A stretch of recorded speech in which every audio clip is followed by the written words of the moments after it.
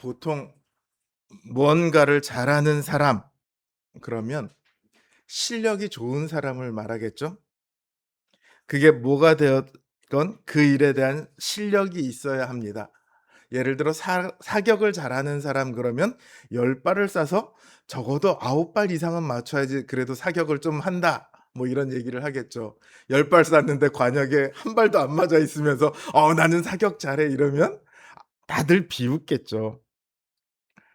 무엇을 잘하려면 실력이 있어야 됩니다. 실력이 좋으려면 어떻게 해야 될까요? 일단 안타깝게도 제일 먼저 필요한 게 뭡니까? 실력이 좋으려면 재능이 있어야 됩니다. 어떤 학생이 프로게이머가 되고 싶어서 아버지에게 상의를 했어요. "아빠, 나 학교 그만두고 프로게이머를 둘까? 할까?" 프로게이머 한다는 것도 좀 그런데 학교까지 그만둔대요. 보통의 아버지 같으면 "너 제정신이냐? 네가 지금 학생인데 학교를 그만두고 뭘 한다고?" 뭐 이제 이렇게 나올 텐데 이 아빠는 좀 특별했어요. 아들을 데리고요. 프로게임 팀을 찾아갔습니다. 그리고 사정을 설명하고는 아들을 하루만 연습생들이랑 같이 훈련할 수 있게 해 주겠냐고, 하루만 같이 있을 수 있게 해 주겠다고, 그러면 자기가 비용을 얼마든지 낼 테니까 그렇게 부탁을 했습니다. 그날 밤에 이 아들이 아버지한테 와서 "아빠, 딴 생각 안 하고 그냥 공부만 열심히 할게." 그러더래요. 그래서 "왜 그렇냐? 뭘 느꼈냐?" 그랬더니 프로게이머는 둘째치고 그 연습생들한테도 재능의 벽이 느껴지더라는 겁니다. 재능이 필요합니다. 재능만 필요한 게 아니라 또 필요한 게 있죠. 뭐가 필요할까요? 노력이 필요합니다. 이 아들이 그렇게 재능이 있는 연습생들도요, 하루 14 시간이 넘게 게임만 하고 있는 걸 보면서 자기는 절대 저렇게 못할 거라는 걸 느꼈대요. 실제로 그 세계 최고의 축구 리그 그러면 지금은 이제 영국 프리미어 리그를 꼽는데, 영국은 어렸을 때부터 동네에서부터 축구팀이 넘쳐납니다. 프리미어 리그, 2부 리그, 3부 리그, 4부 리그, 5부 리그, 6부 리그, 7부 리그, 8부 리그, 9부 리그, 성인 리그 팀도 엄청나게 많아요. 그렇게 어려서부터 축구를 하니까 축구에 재능 있는 젊은 사람들이 굉장히 많이 있습니다. 근데 여러분들 딱 지금 떠올려 보세요. 축구 좋아하시는 분들은 한번 떠올려 보세요. 영국 축구 선수 중에 지금 유명한 사람이 누구 있습니까? 해리 케인. 그다음에 예. 몇 명 안 떠올라요. 그 유망주가 어마어마하게 많은 영국인데 유망주 외에 잘 나가는 유명한 선수들이 없어요. 왜 그렇죠? 청소년 때에 그 재능으로 인해서 인기를 얻고 나서 지금 영국 축구계의 그 골칫거리가 그거래요. 젊은 축구 선수들이 훈련장에 안 있고 클럽에 여자들 만나러, 심지어 마약에 그렇게 빠져서 20대 초반까지는 반짝반짝하던 친구들이 점점 실력이 줄어들어서 20대 후반 가장 실력을 나타내야 될 때 다 사라져 버린대요. 재능은 뛰어나는데 그만큼 노력이 안 따라간 겁니다. 그 외에도 뭔가를 잘하려면 여러 가지가 필요하겠죠. 그래도 그중에서 딱 두 가지를 꼽으라면 재능 그리고 노력을 꼽을 수 있습니다. 그런데 교회는 쪼금 달라요.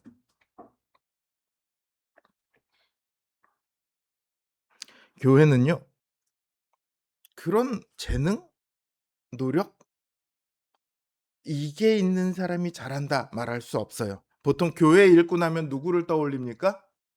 제일 먼저 목사를 떠올리죠. 그다음에 누구를 떠올립니까? 장로님을 떠올리고요. 권사님을 떠올리고요. 집사님을 떠올리죠. 또 성가대도 있고요. 주방 봉사하시는 분들도 있고요. 우리 교회는 없지만 안내하시는 분들도 있고 주차 안내하시는 분들도 있고 곳곳에서 많은 분들이 교회를 섬깁니다. 그러니까 누구나 다 교회의 일꾼이 될 수 있어요. 그리고 누구나 할 것 없이 사실은 다 교회의 일꾼이어야 합니다. 만약 앞에서 말한 것처럼 재능이나 노력이 뛰어난 사람이 교회의 일꾼이 될 수 있다고 한다면 누구나 될 수 있다는 말은 할 수 없겠죠. 남들보다 더 뛰어난 실력을 가져야만 일꾼이 될 수 있을 테니깐요.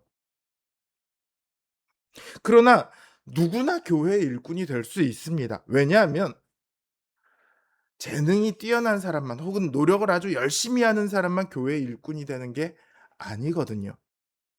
그럼 어떤 사람이 교회의 일꾼, 그것도 잘하는 일꾼이 될까요? 제가 지난주에 잘하는 교회에 대해서 설교하면서 자라가는 교회, 약간의 워드 플레이였는데 잘하는 교회가 잘하는 교회다. 이렇게 말씀드렸습니다. 그러면 잘하는 일꾼은 어떤 사람일까요? 성도들이 잘하게 하는 사람이 잘하는 일꾼이겠죠.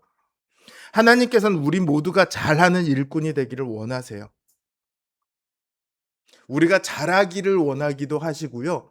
우리가 잘하기를 원하기도 하십니다. 오늘 본문을 통해서 우리가 어떻게 잘하는 일꾼으로 이 교회를 섬겨갈지 같이 좀 고민을 했으면 좋겠습니다. 가장 먼저 잘하는 일꾼의 첫 번째는 무엇보다 수고하는 사람입니다. 사도 바울은 교회의 일꾼을요, 하나님의 동역자라고 말합니다. 동역자라는 말은 같이 일을 한다는 말이잖아요. 여기에 교회 일꾼의 특별함이 있습니다. 세상에서 일 잘한다고 해서 일 열심히 한다고 해서 사장이 당신은 내 동업자야 이렇게 말하지는 않습니다. 근데 하나님께서는 하나님의 동역자다 이렇게 말씀하세요. 이 하나님의 동역자들이 하는 일은 뭐냐면 교회라는 하나님의 밭에 심고 물 주는 일을 합니다. 이 당시에 농사를 지을 때요.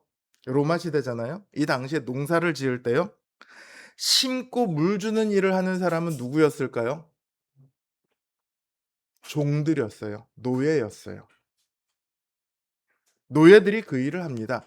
주인은 노예들에게 씨앗을 주고 농기구를 주고 비료를 주고 일을 하도록 합니다. 그럼 열심히 노예들이 농사를 짓고 나면 결실은 누가 갖습니까? 주인이 가져가요. 하나님의 동역자들이 하는 일이 꼭 이와 같습니다. 심고 물 준다고요? 씨앗도 자라게 하는 비료도 농기구도 다 주인이 제공하거든요. 그런데 교회는 더더군다나 하나님께서 주인이시잖아요. 그러니까 이 씨앗이 심겨서 자라나게 하는데 필요한 물과 햇빛과 이런 모든 것을 다 하나님께서 다 제공을 하세요. 그러니까 아무리 심고 물을 줘도 하나님께서 태풍 한 번 보내시면, 홍수 한 번 보내시면, 반대로 가뭄을 보내시면 심고 물 준다고 해서 그 작물이 결실을 맺을 수 있을까요? 그럴 수 없죠. 일꾼의 능력과 아무런 상관이 없어요. 일꾼은 그냥 하나님께서 시키시는 대로 움직이는 종일 뿐입니다. 그러니까 여러분 생각해 보세요. 심고 물 주는 일만 해야 되는 사람인데 심고 물 주는 일을 해야 돼? 자, 서울대 나온 애를 뽑자. 피지컬이 엄청 좋아서 3대 500 치는 사람을 뽑자. 뭐 이렇게 여러분들을 시키시겠어요? 그렇지 않죠. 그러니까 일꾼에게 중요한 것은 재능이나 은사가 아닙니다. 얼마나 잘 성공시킬 수 있느냐가 아니라고요. 잘하게 하는 분은 오직 하나님이세요. 그러니까 얼마나 잘 자라게 했느냐는 일꾼의 업적이 결코 아닙니다. 일꾼들은 업적에 따라서 평가받지 않아요. 그럼 뭘로 평가받느냐? 얼마나 수고했느냐, 얼마나 주인 말대로 잘했느냐, 이걸 가지고 평가받습니다. 얼마나 열심을 내었느냐가 평가의 기준이라고요. 재능이 얼마나 뛰어나냐, 노력이 얼마나 좋느냐, 이게 아니에요. 잘하지 못하더라도요, 열심을 내어 일하는 일꾼들에게 하나님께서는 이렇게 말씀하십니다. 잘하였노라 착하고 충성된 종아. 얼마나 특별한 은혜입니까? 자그마치 하나님의 칭찬입니다. 여러분들, 우리나라의 민간인이 받을 수 있는 최고의 훈장은요, 국민훈장 무궁화장입니다. 군인은 태극 무궁훈장이에요. 이런 훈장을 받으면 우리 군 관계자분께서 계시니 태극 무궁훈장을 받았습니다. 어떻게 됩니까? 부대에 있는 사람 누군가가 태극 무궁훈장을 받았다. 상준 형제님. 자, 형제님이 태극 무궁훈장을 받았다. 어떻게 될까요? 사단장부터 해 갖고 다 난리가 나고 막 축하하고 온 가문의 영광으로 막 그렇게 하겠죠. 훈장 받는 자리에도 혼자 가요? 아닐걸요. 온 가족 다 대동하고 가서 그렇게 하겠죠. 그야말로 가문의 영광이죠. 근데 국가의 훈장 정도가 아니고요. 자그마치 하나님께서 칭찬을 하십니다. 하나님께서 상을 주세요. 얼마나 특별합니까? 교회 일꾼은 그렇게 특별해요. 근데 그 특별함이 그 사람 자체의 특별함은 아니에요. 그 사람의 탁월함은 아니라고요. 하나님은 어떤 일이든지 우리의 도움 없이도 다 행하실 수 있습니다. 그럼에도 어떤 사람들을 불러서 하나님의 일을 맡기시는데, 어떤 사람들을 부르셨냐면 1 장과 2 장의 내용을 빌어서 말하자면 미련한 사람들을 부르셨어요. 말 잘하고 지혜가 뛰어나고 그런 사람들이 아니라 미련한 사람들을 부르셨어요. 하나님의 능력이 그 안에 나타나도록 하기 위해서죠. 그 사람이 뛰어나서 일을 잘하는 게 아니라 그 사람은 하나도 안 뛰어난데 일이 잘 되는 건 하나님의 능력 때문이거든요. 그걸 보이시기 위해서예요. 그러니까 일꾼들이 가지고 있는 특별함은 그 사람에게 있는 게 아니라 그를 부르신 하나님께 있습니다. 지난 금요일에 우리 노회의 문제를 해결하기 위한 회의가 열렸습니다. 근데 아무리 말을 해도 안 통해요. 답답해요. 평행선을 그었어요. 회의가 끝나고 나서 한 목사님이 사모님께 "저 보고를 해야 됩니다." 그러고 전화를 하더라고요. 전화를 하고 들어와서 사모님이 뭐래요? 그랬더니 사모님께서 "목사님들이 도대체 왜 그래? 하나님께서는 도대체 왜 그딴 사람들을 목사로 세우셨대?"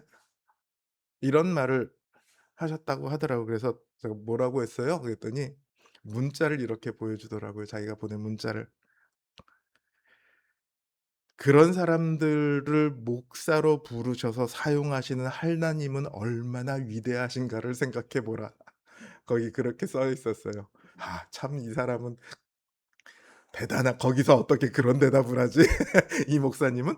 그러고 나서 생각을 해 보니까 그게 제가 예전에 했던 고민이더라고요. 신학대학원을 다닐 때부터 제가 설교에서 몇 번을 말씀드린 적이 있었죠. 하나님께서 왜 나한테 하나도 재능도 안 주시면서 목회를 하라고 하셨을까?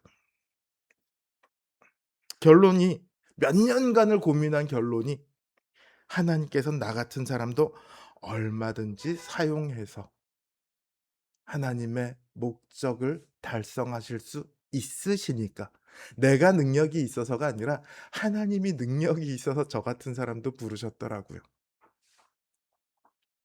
여러분, 하나님께서 부르셨던 사람들을 한번 살펴보면요. 사도 바울은 아주 좀 특별한 사람이에요. 사도 바울처럼 공부 많이 한 사람은 별로 없어요. 다윗을 볼까요? 다윗은 원래 뭐 하던 사람이에요? 양치던 사람이에요. 형들에게도 무시당하던 소년이었습니다. 아모스 선지자는요, 원래 뭐 하던 사람이냐면 뽕나무를 치던 사람입니다.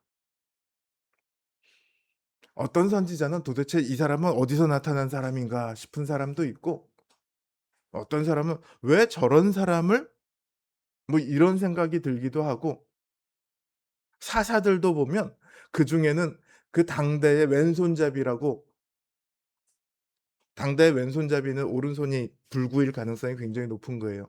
그런 사람들을 하나님께서 부르셔서 썼어요. 그 당대는 굉장히 좀 천대받던 사람이었거든요. 예수님의 제자들도 하나같이 다 신분이 좋지 못했습니다. 근데 하나님께서는 그런 사람들을 부르셨어요. 왜냐하면 얼마든지 하나님의 뜻대로 사용하실 수 있으니까요. 화연 씨, 뒤에 화장실 좀. 저에게 고민이 하나 더 있었습니다. 제 또 다른 고민은 제가 사람을 잘 믿지 못한다는 거였어요.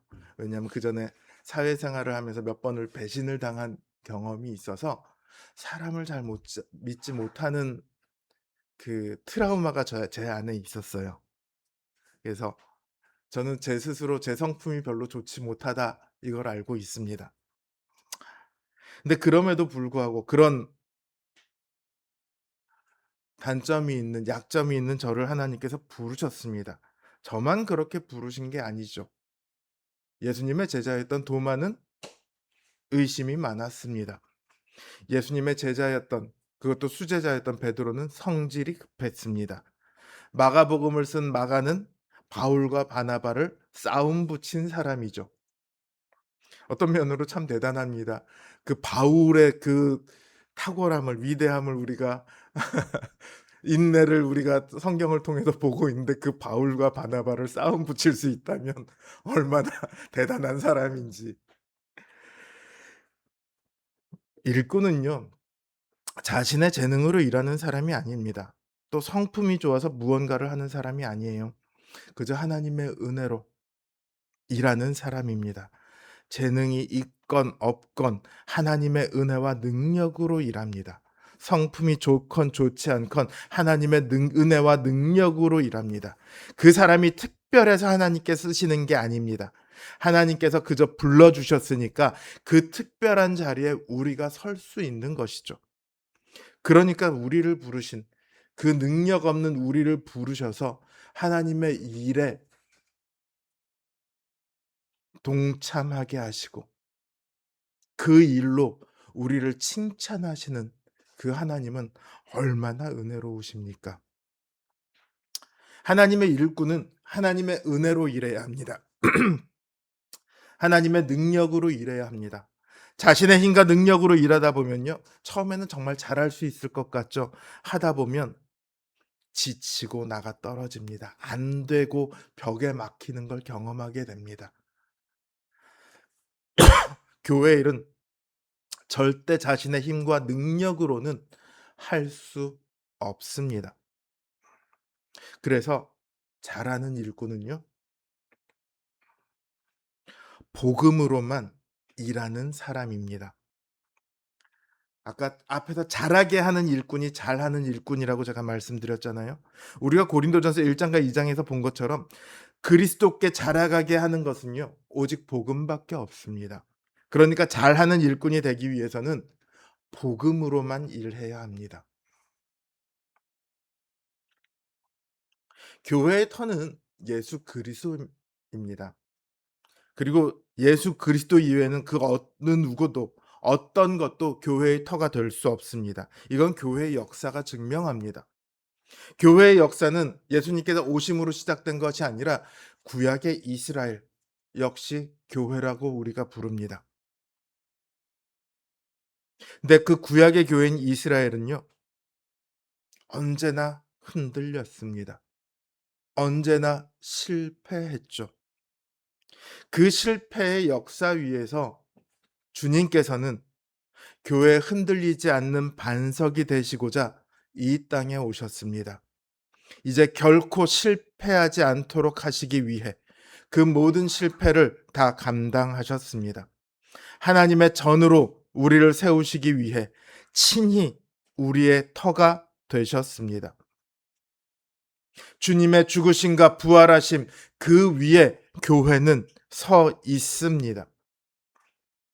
재능이나 성품이나 학력이나 지식과 상관없이 아무나 부르셔서 일꾼으로 세우실 수 있는 이유가 여기에 있습니다.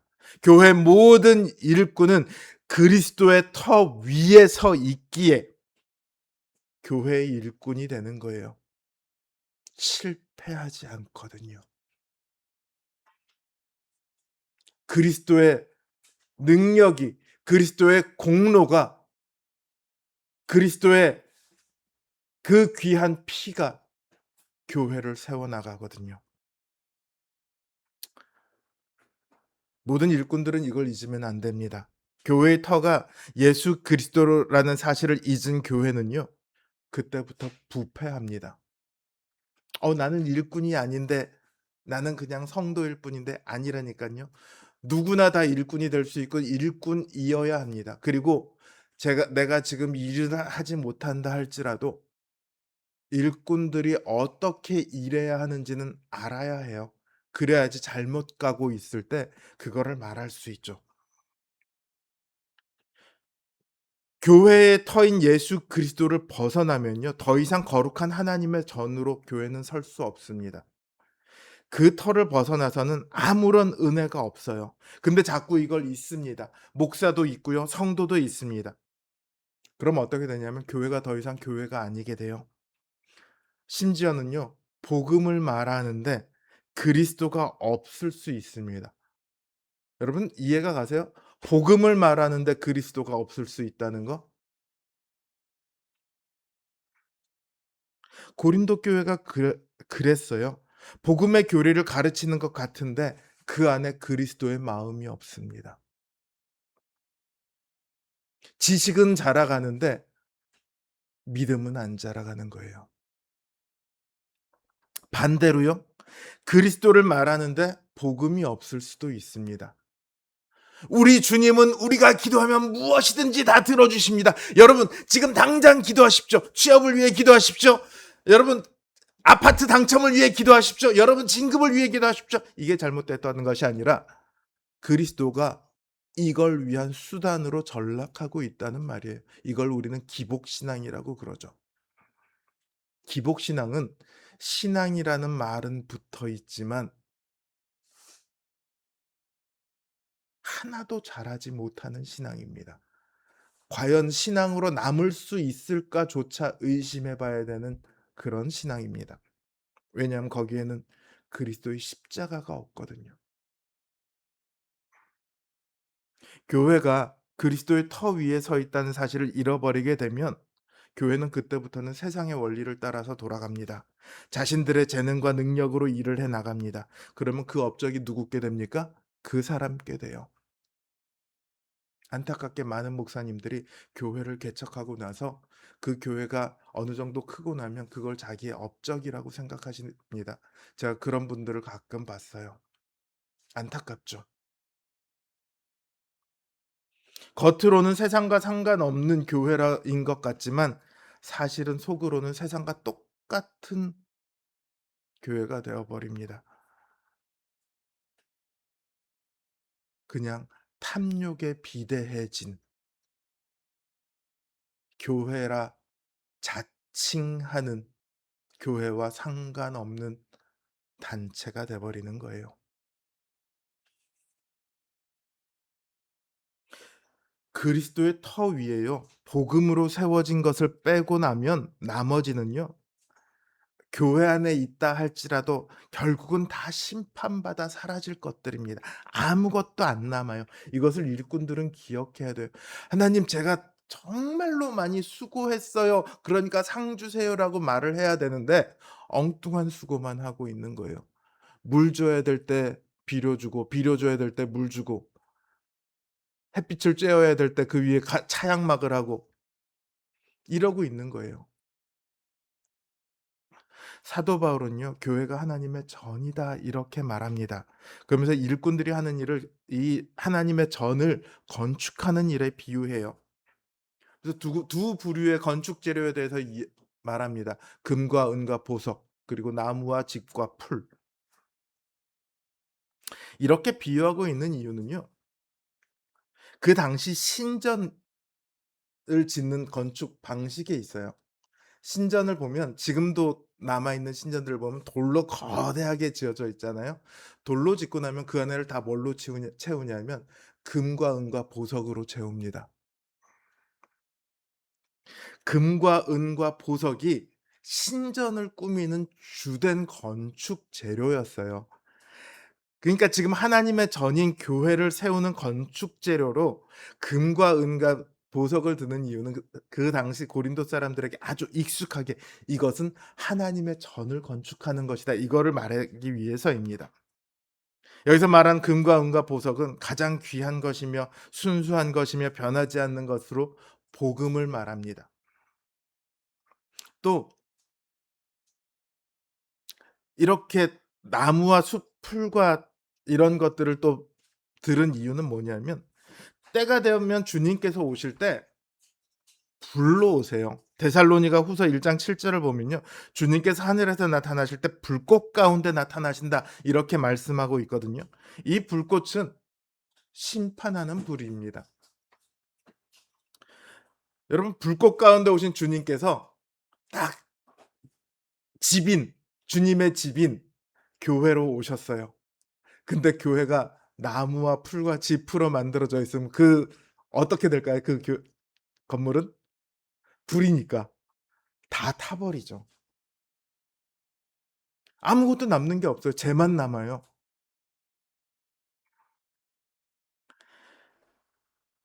나무와 풀과 짚은요, 복음 이외의 다른 것들입니다. 다른 교훈이나 다른 신학이나 또는 교회 안에 들어있는 세상의 방식들입니다. 이런 것들은 아무리 열심을 내어 봐도 결국은 하나도 남는 게 없어요. 현실에서 부실건축을 하면 어떻게 됩니까? 잡혀가고 손해배상을 해야 됩니다. 하나님의 집을 짓는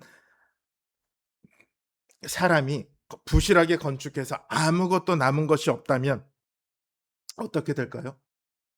그래도 그 사람이 하나님에 대한 믿음이 있다면 구원은 받을 수 있을 겁니다. 그러나 그 사람이 교회를 짓는데 수고했던 모든 것들은 하나도 인정받지 못하게 되죠. 그 이상을 기대할 수 있는 건 아무것도 없습니다. 그러니까 일꾼들은요, 순결해야 합니다. 육신이 순결해야 한다는 말이 아닙니다.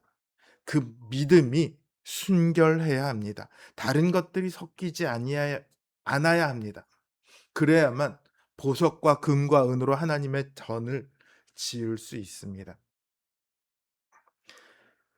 모든 교회의 일꾼들은 하나님의 성전을 짓는 일에 종사합니다.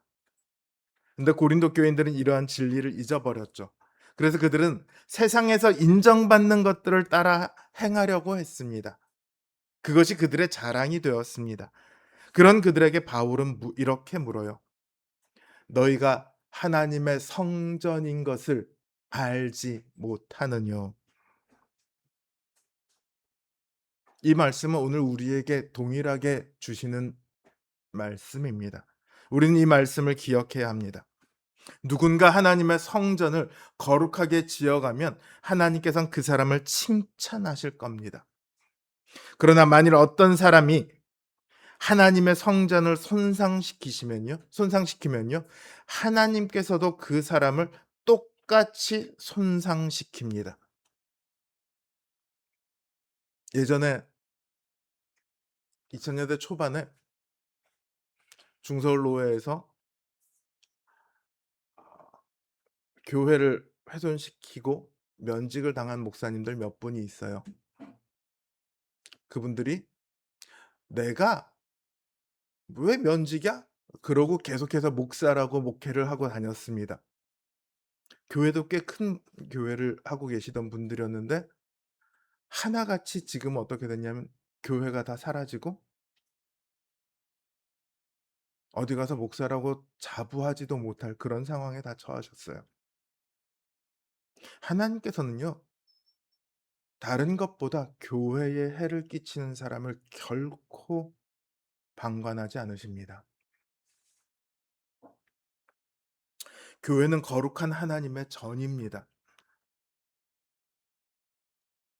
스스로 거룩하시고 또 우리를 거룩하게 하시는 성령님께서 거하시는 곳입니다. 성령님께서는 신자들을 예수 그리스도의 터 위에 모으셔서 교회를 세워 가십니다. 일꾼들은 이 일을 위해 부르심을 받았어요. 그러니 교회 모든 일꾼은 이 거룩한 전을 잘 짓기 위해 성령님의 힘과 능력으로 일해야 합니다. 성령님의 힘과 능력과 복음과 예수 그리스도의 보혈의 능력이 아니고서는 모을 수 없어요. 다 해치는 사람이 되고 맙니다.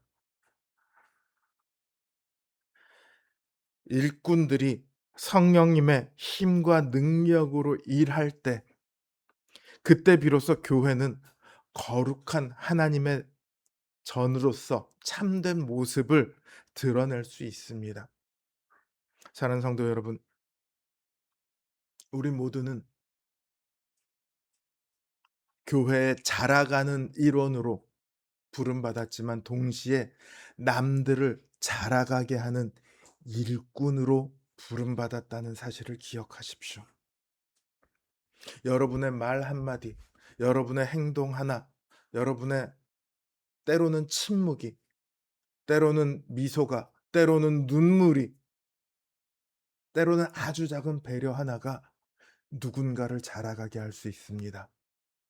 반대로 여러분의 말 한마디가, 여러분의 행동 하나가 누군가를 시험에 들게 할 수 있습니다. 우리 성도님들이 정말로 이것이 복음일까? 정말로 이것이 성령님의 힘과 능력일까? 이것을 늘 고민하면서 기도하면서 교회 안에서 서로를 섬겨간다면 우리 교회는 그야말로 하나님의 전으로서 그 거룩한 모습을 우리 안에서 그리고 바깥으로 보일 수 있는 그런 교회가 될 것입니다.